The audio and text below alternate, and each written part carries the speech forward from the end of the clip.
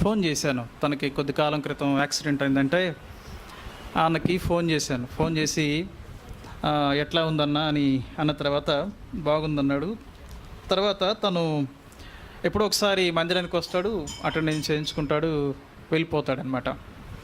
అయితే తన్ని నేను అడిగిన ప్రశ్న ఏంటంటే, ఎందుకు సంఘానికి రావడం లేదు నువ్వు అని అడిగాను.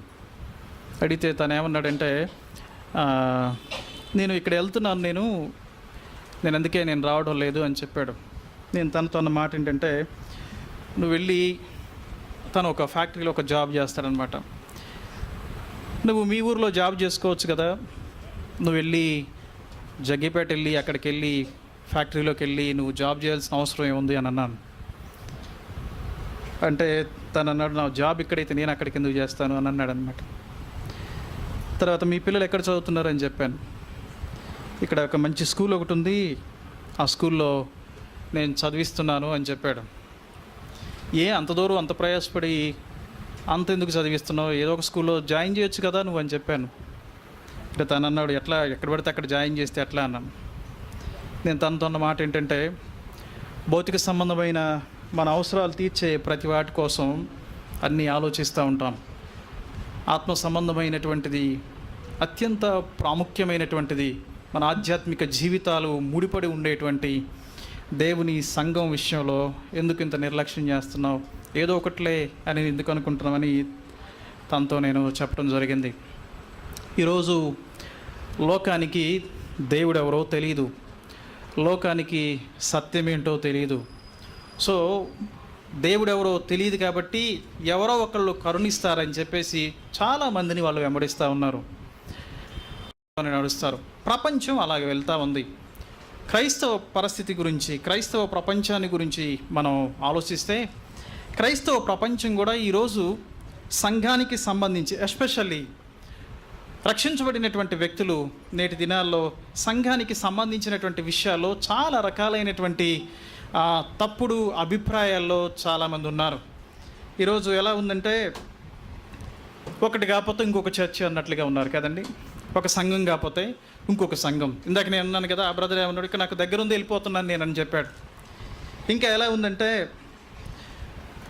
కొంతమంది ఎలా ఉన్నారంటే, శరీరాలు సంఘాల్లో ఉన్నాయి కానీ మనసులు వేరే రకంగా కొంతమంది అట్లా అయిపోయారు. కొంతమంది ఏమో బాధ్యత లేనటువంటి వ్యక్తులుగా, సంఘం నాది కాదులే, ఏదో వస్తాను పోతాను అటెండెన్స్ చేయించుకుంటే సరిపోద్ది, ఎవరిని అడుగుతారేమో అన్నట్లుగా కొంతమంది అలా ఉన్నారు. అంతేకాకుండా కొంతమంది హృదయాల్లో సంఘాన్ని గురించి భారం లేదు, దాని గురించినటువంటి విలువ, సంఘం అంటే విలువ లేకుండా అయిపోయింది. ప్రతి పనికి ప్రతిదానికి ఎంతో వాల్యూ ఇస్తారు, ఎంతో టైంను హెచ్చిస్తారు. కానీ సంఘం వచ్చేసరికి దానికి సంబంధించి టైము, దానికి విలువ ఇవ్వడం అనేది లేకుండా అయిపోయింది. సంఘాన్ని గురించినటువంటి కమిట్మెంట్ లేకుండా అయిపోయింది, నమ్మకత్వం లేకుండా అయిపోయింది. అంతేకాకుండా నేటి దినాల్లో క్రైస్తవ ప్రపంచం సంఘాన్ని తమ అవసరాల కొరకు వాడుకునే వాళ్ళుగా నేడు క్రైస్తవ ప్రపంచం అలా అయిపోయింది. అంతేకాకుండా ప్రజలు ఏదో నామినల్గా వస్తున్నారు, అలవాటుగా సంఘానికి వచ్చే వాళ్ళు ఉన్నారు. కానీ సంఘంలో ప్రభువుని ఆరాధించాలనేటువంటి ఆ హృదయం, ఆ తపన నేటి దినాల్లో సంఘాలకు వచ్చేటువంటి విశ్వాసులకు లేకుండా అయిపోయింది. అంతేకాకుండా సంఘంలో ఉన్నటువంటి వ్యక్తులు సంఘానికి వస్తున్నప్పటికీ ఇక్కడ ఉన్నటువంటి వ్యక్తులు సంఘం అనేది నేను వచ్చాను, నేను ఇక్కడ ఉన్న వాళ్ళందరికంటే గొప్ప అని అనుకుంటాం చాలాసార్లు. కానీ మనం తెలియనటువంటి విషయం, చాలామందికి తెలియని విషయం ఏంటంటే, సంఘంలో నేను ఉండటం దేవుడు నాకు ఇచ్చినటువంటి భాగ్యం అనేటువంటి విషయం లేకుండా అయిపోయింది. ఆ అవగాహన నేటి దినాల్లో క్రైస్తవ సంఘాలకు లేకుండా అయిపోయింది. ఇలాంటి అభిప్రాయాలు సంఘాల్లో ఉన్నాయి. కారణం ఏంటి అని అంటే, సంఘం యొక్క విలువ మనుషులకు అర్థం కాకపోవటం. లోకానికి సంఘం తెలియదు, లోకానికి దేవుడెవరో తెలియదు. సో సంఘాన్ని గురించినటువంటి విలువ వాళ్ళకు తెలియదు. నేడు రక్షించబడినటువంటి విశ్వాసులైనటువంటి వ్యక్తులు అయినప్పటికీ, రక్షించబడినప్పటికీ కూడా సంఘాన్ని గురించినటువంటి విలువ, ఏ సంఘానికి వెళ్ళాలి, ఎందుకు వెళ్ళాలి, సంఘంతో నాకున్నటువంటి కమిట్మెంట్ ఏంటి, ప్రతిదానికి కదా మనం మాట ఇచ్చినటువంటి స్నేహితునికి ఒక కమిట్మెంట్ ఇస్తాం కదా, ఒక కమిట్మెంట్తో ఇస్తాం. వ్యక్తుల్ని గౌరవప్రదంగా చూస్తాం, సమయాన్ని హెచ్చిస్తాం. అన్ని విషయాల్లో ప్రతి వ్యక్తికి ఎక్కడా కూడా మన వంతుగా ఎక్కడ డోకా లేకుండా చేస్తాం. కానీ దేవుని సంఘంలో దేవుడు అత్యంత ప్రేమగా ఎంచినటువంటి ఒక సేవకుడు ఇట్లా అన్నాడు, సంఘం దేవుని హృదయం లాంటిదంట. ఇలాంటి హృదయం లాంటి దేవుని సంఘానికి నేడు క్రైస్తవులు అనుకుంటున్నటువంటి వారు దాని పట్ల కమిట్మెంట్ లేకపోవడం, నమ్మకత్వం లేకపోవడం, ఏదో ఒకట్లే ఇవన్నీ ఎందుకు ఏర్పడినాయంటే సంఘాన్ని గురించి సరైనటువంటి అవగాహన నేడు విశ్వాసులకు లేకుండా అయిపోయింది. వచ్చామా వెళ్ళిపోయామా అన్నట్లుగానే ఉంది. కానీ నేను ఎందుకు వచ్చాను, ఎందుకు రావాలి, ఏం చేయాలి, ఎందుకు దేవుడు నన్ను సంఘంలో ఒక సభ్యునిగా చేశాడు అనేటువంటి ఎలాంటి చాలా బాధాకరమైనటువంటి విషయం. ఎందుకు కారణమంటే సంఘాన్ని గురించినటువంటి, దేవుని వాక్యాన్ని గురించినటువంటి సరైనటువంటి అవగాహన నేడు విశ్వాసులకు లేకుండా అయిపోయింది. ఏదో వింటున్నాంలే, ఏదో వెళ్తున్నాంలే అన్నట్లుగానే అయిపోయింది. ఇప్పుడు మనం చదువుకున్నటువంటి మాట చూడండి, యేసుక్రీస్తు ప్రభువారు శిష్యులతో అంటున్నటువంటి మాట, పేతురుతో ప్రత్యేకంగా అక్కడ ఉన్నటువంటి ప్రత్యేకమైనటువంటి శిష్యులతో అంటున్నాడు. చూడండి, మరలా ఒకసారి చదువుదాం ఆ మాట. నీవు పేతురువు, ఈ బండ మీద నా సంఘాన్ని కట్టుదును, పరలోక ద్వారములు దాని ఎదుట నిలువలేనవని, పాతాళలోక ద్వారములు దాని ఎదుట నిలువలేనవని నేను నీతో చెప్తున్నాను. రెండు మాటలు ఇక్కడ మనకు కనబడతా ఉంటాయి. సంఘాన్ని గురించి దేవుడు అంటున్నటువంటి మాట, ఇది నా సంఘం. వాళ్ళందరూ చెప్పండి, సంఘం ఎవరిది? సంఘానికి ఆథర్, సంఘానికి నాయకుడు, సంఘానికి రూపశిల్పి, సంఘాన్ని నిర్మించినటువంటి వ్యక్తి, సంఘానికి అత్యంత ప్రధానమైనటువంటి వ్యక్తి దేవుడు. ఆ దేవుడు సంఘాన్ని గురించి అంటున్నటువంటి మాట ఏంటి అని అంటే, ఇది నా సంఘం. ఎవరు నా అనగలుగుతారు చెప్పండి? ఎవరు నా అంటారు? ఒక వ్యక్తి ఇది నా అన్నాడంటే దాని మీద తనకి ఎంత బాధ్యత ఉంటుంది కదా. దేని పడితే దాన్ని నా అంటే ఊరుకుంటారా మనుషులు? అర్థమవుతుందా?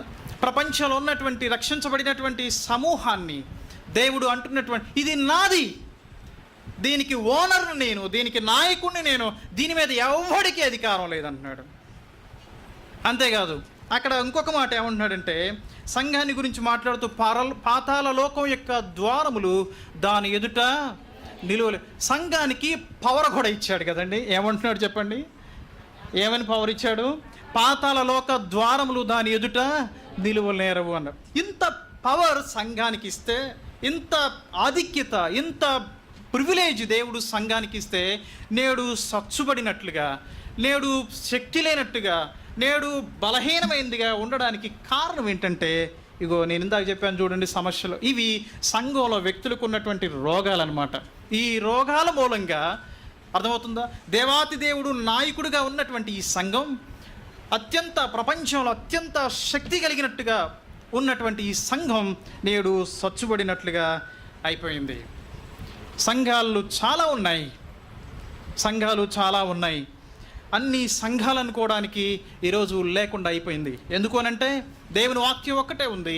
ఎన్నో వేల సిద్ధాంతాలు, ఎన్నో వేల సంస్థలు, ఎన్నో వేల సంఘాలు నేడు ప్రపంచంలో విర్రవీగుతూ ఉన్నాయి, రాజ్యమేలుతూ ఉన్నాయి. సో విశ్వాసులైనటువంటి వారికి వాళ్ళకున్నటువంటి ఆసక్తిని బట్టి ఏది చూసినా సరే, ఏది కొంచెం మైమరిపించినా సరే, అదేమైపోతూ ఉందంటే చాలా ఆహ్లాదకరంగా కనిపిస్తూ ఉంది. అర్థమవుతుందండి. నేను ఈ మధ్య ఒక చోట ఎక్కడో ట్రైనింగ్ జరుగుతూ ఉందంటే వెళ్ళాను. ఒక చోట ఫస్ట్ వారం వెళ్ళినప్పుడే ఏదో నాకు తేడా అనిపిస్తూ ఉంది. రెండో వారం వెళ్ళిన తర్వాత ఆయన ప్రకటన గ్రంథాన్ని గురించి ఏదో చెప్తా ఉన్నాడు. ప్రకటన గ్రంథం గురించి చెప్పుకుంటూ అంటున్నాడు. ఏదో గంట సేపు ఆయన ఏదో ఆ సంస్థ ఫౌండరు జూమ్లో మాట్లాడుతూ ఏమన్నాడంటే, గంట సేపు ప్రకటన గ్రంథాన్ని గురించి చెప్పి, ఇది ఒక మిస్టరీ, దీన్ని ఎవరు వర్ణించలేరు, ఇది చాలా కష్టమైనటువంటి విషయం అని చెప్పి గంట సేపు నాకు ఒక్క మాట కూడా నాకు అర్థం కాల. తర్వాత అక్కడ నాకు తెలిసిన వాళ్ళతో అన్నాను, ఇక్కడికి రావడం అవసరమా మనం అన్నాను. మీకు ప్రకటన గ్రంథం కావాలా? మోరియా బైబిల్ చర్చ్ ఓపెన్ చేసుకోండి మీరు, అందులో అన్ని సిరీస్ అంతా ఉంది కదా అని వాళ్ళకి చెప్పాను. రావద్దు మీరని చెప్పాను నేను. అర్థమవుతుందో? దేవుని వాక్యం ఒకటే, కానీ సాతాను ఎందుకో తెలుసా? ఒక మాట చెప్తాను వినండి. చాలామంది బయట నుంచి ఎంతమంది అటాక్ చేసినా మనం పెద్ద ఇదవ్వం కదా. లోపలే అటాక్ జరుగుతుంది అనుకోండి, ఏమైపోతాం చెప్పండి? శక్తి లేని వాళ్ళం అయిపోతాం. సాతాను తనకు సమయం కొంచెంగా ఉందని చెప్పేసి వాడు సంఘం బయటే కాకుండా సంఘం లోపల కూడా పనిచేస్తూ ఉన్నాడు. సో సంఘాన్ని గురించి సరైనటువంటి అవగాహన లేకపోతే, సరైనటువంటి కమిట్మెంట్ మనకు లేకపోతే మనం మోసపోతాం. సంఘం ఇంత విలువైనటువంటి సంఘాన్ని ఏం చేస్తామంటే విలువలేని దానిగా, అర్థమవుతుందా? సో దాని మూలంగా మనం బాధ్యత లేనటువంటి వ్యక్తులంగా మనం తయారవుతూ ఉంటాం. దేవుడు ఈ సంఘానికి నాయకుడు. ఆయన ఎలాంటి దేవుడు? ఆయన సర్వాధికారి అయినటువంటి దేవుడు. దేవుడు సంఘానికి ఇచ్చినటువంటి ఈ రిలేషన్ ఏదైతే ఉందో, ఈ సంబంధం ఏదైతే ఉందో, అది ఎలాంటి సంబంధం అంటే అది వేరుపరచలేనటువంటి సంబంధం. ఎవరితో? దేవునితో. సంఘం ఇది వేరుపరచలేనటువంటి సంబంధం. ఇది 2 మాటలు నేను చెప్తాను. 2 మాటలు, ఒక మాట ఈ వారం చెప్తాను, తర్వాత మరొక వారం ఇంకో మాట చెప్తాను. ఇది వేరుపరచలేనటువంటి సంబంధం. దేవుడు కొన్నిసార్లు మనం కూడా పెద్ద పెద్ద విషయాలు అర్థం కాలేదనుకోండి, పిల్లలకి సింపుల్గా చెప్తూ ఉంటాం కదా కొన్నిసార్లు, కదా. పెద్ద విషయాలు అర్థం కాకపోతే ఎలా చెప్తాం చెప్పండి? సింపుల్గా అర్థమయ్యేటట్టు చెప్తూ ఉంటాం. దేవుడు సంఘానికి తనకున్నటువంటి సంబంధం, అది వేరుపరచలేనటువంటి సంబంధాన్ని వివరిస్తూ 3 మాటలు దేవుని వాక్యంలో ఉన్నాయి. మొదటిగా ఏమన్నాడంటే చూడండి, కొరింథీ పత్రిక 12వ అధ్యాయం 12వ వచనంలో మనం చదువుతాం. ఒకసారి చూడండి, కొరింథీ మొదటి పత్రిక 12వ అధ్యాయం 12వ వచనం. 12వ అధ్యాయం 12వ వచనం. ఎలాగూ శరీరము ఏకమై ఉన్నను అనేకమైన అవయములు కలిగి ఉన్నవో, ఎలాగూ శరీరం యొక్క అవయములన్నీ అనేకములై ఉన్నవో, ఒక్క శరీరమై ఉన్నవో, అలాగే క్రీస్తు ఉన్నాడు. అలాగే కొలస్సీ పత్రికలోనికి రండి ఒకసారి. కొలస్సీ పత్రికలోనికి రండి. కొలస్సీ పత్రిక 2వ అధ్యాయం. కొలస్సీ పత్రిక 2వ అధ్యాయం మొదటి అధ్యాయం చూడండి, 18వ వచనం చూడండి. 18వ వచనం 15 నుంచి చదువుతాను. 15 నుంచి. ఆయన అన్నిటికంటే ముందుగా ఉన్నవాడై ఆయనే సమస్తమునకు ఆధారభూతుడు, సంఘమును శరీరమునకు ఆయనే శిరస్సు, ఆయనకు అన్నిటిలో ప్రాముఖ్యత కలుగు నిమిత్తము ఆయన ఆది అయ్యుండి మృతులలో నుండి లేచుటలో ఆది సంభూతుడాయను. దేవుడు వేరుపరచలేనటువంటి సంబంధాన్ని సంఘంతో పోల్చాడు. దేవునికి సంఘానికి ఉన్నటువంటి సంబంధం ఇది వేరు చేయడం అనేది అసంభవం. ఒకవేళ ఇది వేరైపోతే, ఒక శరీరం తల వేరైపోతే ఏమవుతుంది చెప్పండి? ఏమవుతుంది చెప్పండి? మీకు తెలియదు, ఇక్కడెక్కడ చూడలేదేమో మీరు, కదా. ఎవరు చూడలే కదా. ఏమవుతుంది చెప్పండి? రోజు పేపర్లు అయ్యే చూస్తూ ఉంటాం కదా. ఏమవుతుంది చెప్పండి? బాడీ తల వేరైపోతే ఏమవుద్ది? చచ్చిపోద్ది. అందుకే నేను ఈ మాట అన్నాను.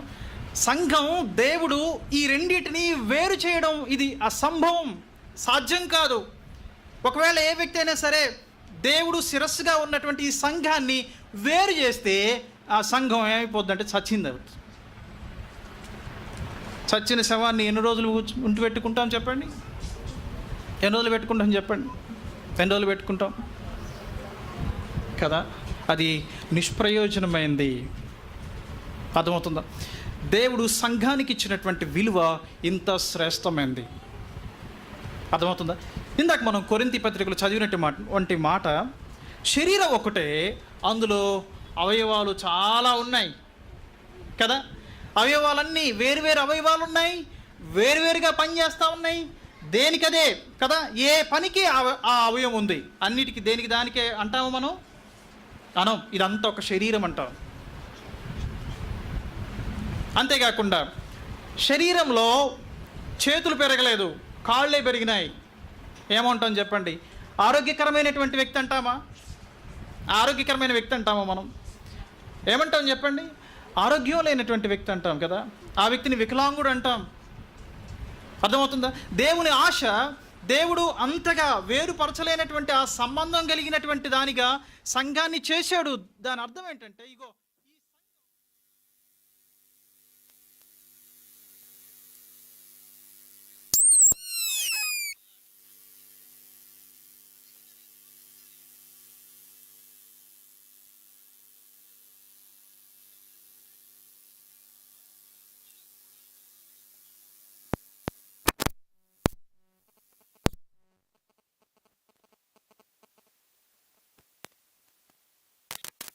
ఆరోగ్యంగా ఉన్నట్టు, దాని మూలంగా ఏమవుతుందంటే ఇంకా చూసిన వాళ్ళు కూడా మంచి ఆరోగ్యవంతుడు అని అంటారు. అర్థమవుతుందా? దేవుని యొక్క సంఘం, ఇది దేవుని యొక్క శరీరం. అయితే ఈ సంఘంలో ఉన్న మన అందరం కూడా ఎలాంటి వారం అంటే వేరు అవయవాలం. అందుకనే కొంతమంది ప్రార్థించే వాళ్ళు ఉంటారు, కొంతమంది వాక్యం చెప్పేవాళ్ళు ఉంటారు, కొంతమంది పరిచారకులు ఉంటారు, కొంతమంది రకరకాలైనటువంటి తలాంతులు కలిగిన వాళ్ళు ఉంటారు. నేను ఒక ప్రశ్న అడుగుతా, ఈ సంఘంలో దేవుడు నీకు ఇచ్చినటువంటి తలాంత్ ఏంటి? చాలామంది దేవుడు సంఘానికి ఇచ్చినటువంటి వాల్యూ తెలియకపోవడం మూలంగా వచ్చి పోయేవాళ్ళుగానే ఉన్నాం చాలాసార్లు. అటువంటి వ్యక్తి గురించి మనం చెప్పుకోదగినటువంటి మాట ఏంటంటే, దేవుని శరీరం అనేటువంటి ఈ సంఘంలో నీ ఒక పని చేయలేనటువంటి ఒక అవయవానివి, అంతే కదండి. దేవుని సంఘంలో నా వంతుగా నేను పని చేయకపోతే, నా వంతుగా నేను పార్టిసిపేట్ చేయకపోతే నేను ఒక పని చేయలేనటువంటి వ్యక్తిని అని మనం తప్పకుండా జ్ఞాపకం చేసుకోవాల్సినటువంటి అవసరం ఉంది. కాబట్టి రక్షించబడినటువంటి విశ్వాసులంగా మన బాధ్యత ఏంటో తెలుసా?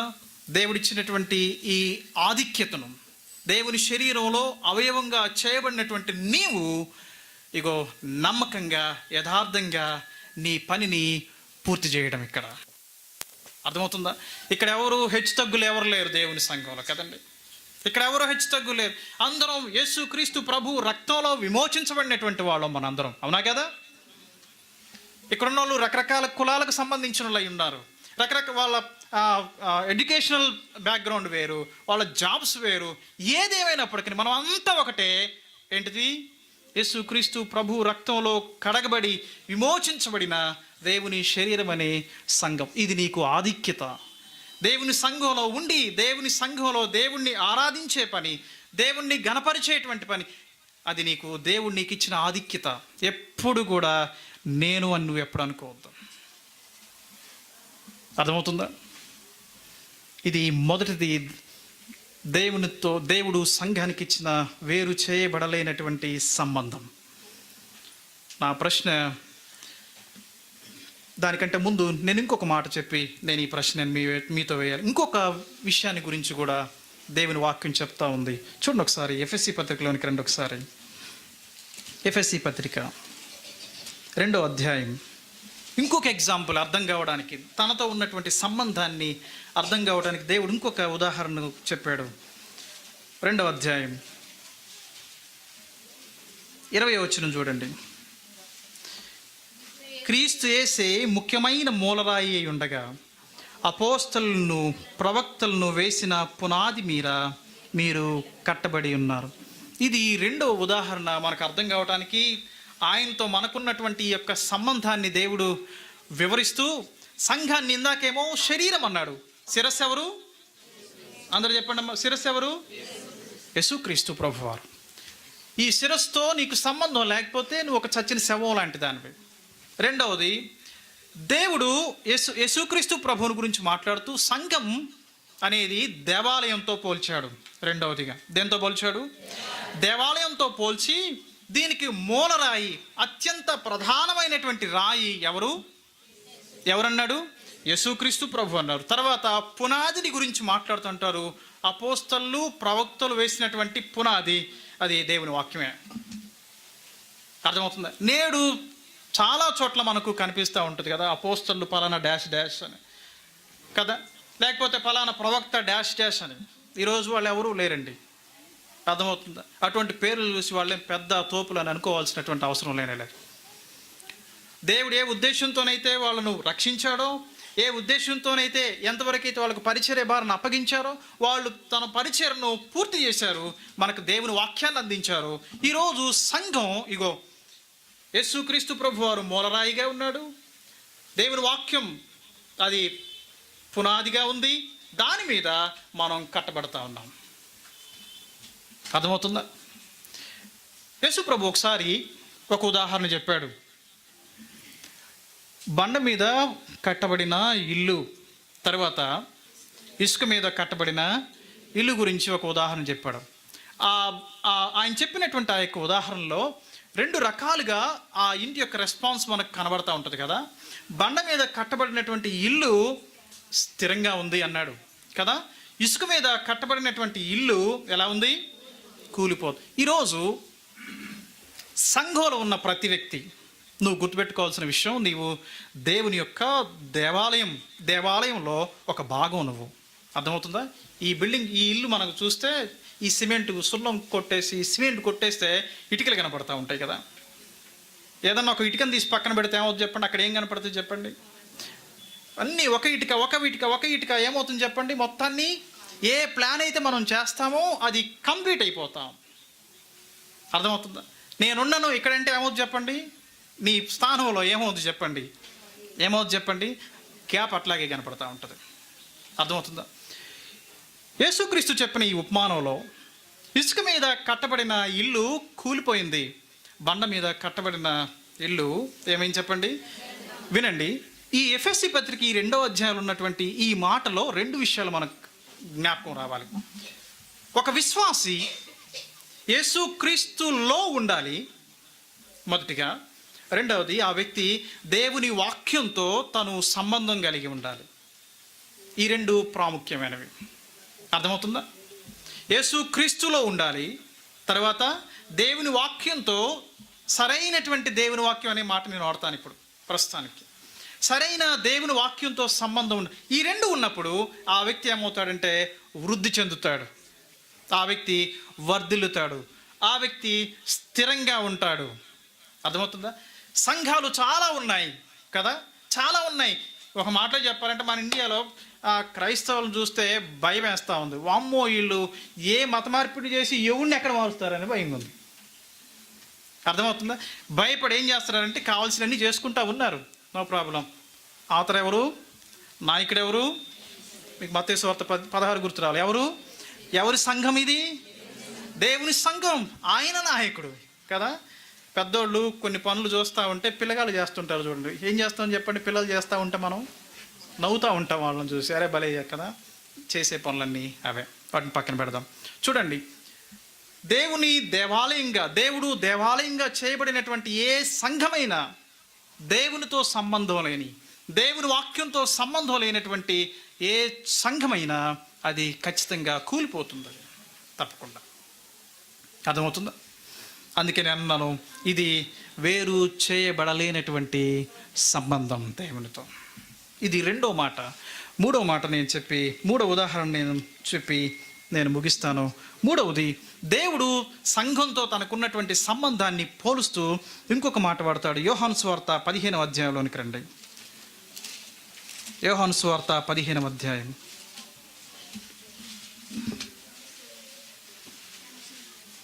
యోహాను సువార్త 15వ అధ్యాయం.